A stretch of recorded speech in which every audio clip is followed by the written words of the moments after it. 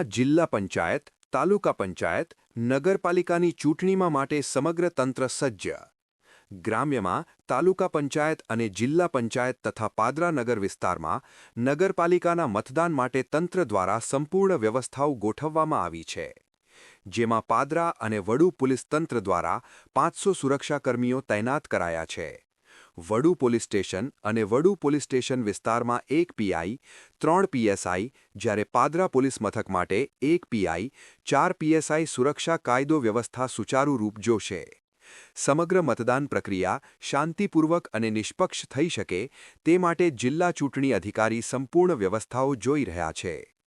પાદરા ગ્રામ્ય વિસ્તારના કુલ booth 198 booth, એક બૂથમાં 5 કર્મચારી, જ્યારે પાદરા નગરમાં રહેતા 28 બૂથની વ્યવસ્થાઓ કરવામાં આવી છે. આ અંગે અનેક સરકારી વિભાગોના કર્મચારીઓને ચૂંટણીની કામગીરી આપવામાં આવી છે. 26 એપ્રિલના રોજ વહેલી સવારથી મતદાન પ્રક્રિયા શરૂ થશે.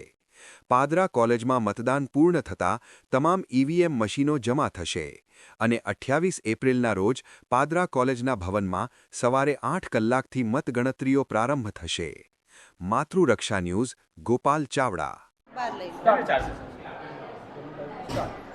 આજરોજ પાદરા જિલ્લા પંચાયતની કુલ 6 સીટ અને તાલુકા પંચાયતની કુલ 26 સીટનું અત્રેથી, એટલે કે ટોટલ આપણા પાદરા જિલ્લા પંચાયત અને તાલુકા પંચાયતમાં 198 બૂથ છે એમના ઈવીએમ અને અન્ય સાહિત્ય સ્ટેશનરીની અત્રેથી ડિસ્પેચિંગની કામગીરી છે એ શરૂ કરવામાં આવેલી છે.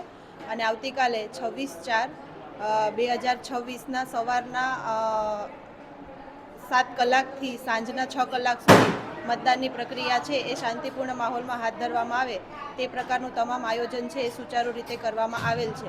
મતદાનની પ્રક્રિયા પૂર્ણ થયા બાદ તારીખ 28/4/2026ના રોજ મતગણતરી પણ અત્રે જ એમ.કે. અમીન આર્ટ્સ એન્ડ સાયન્સ કોલેજમાં છે હાથ ધરવામાં આવનાર છે.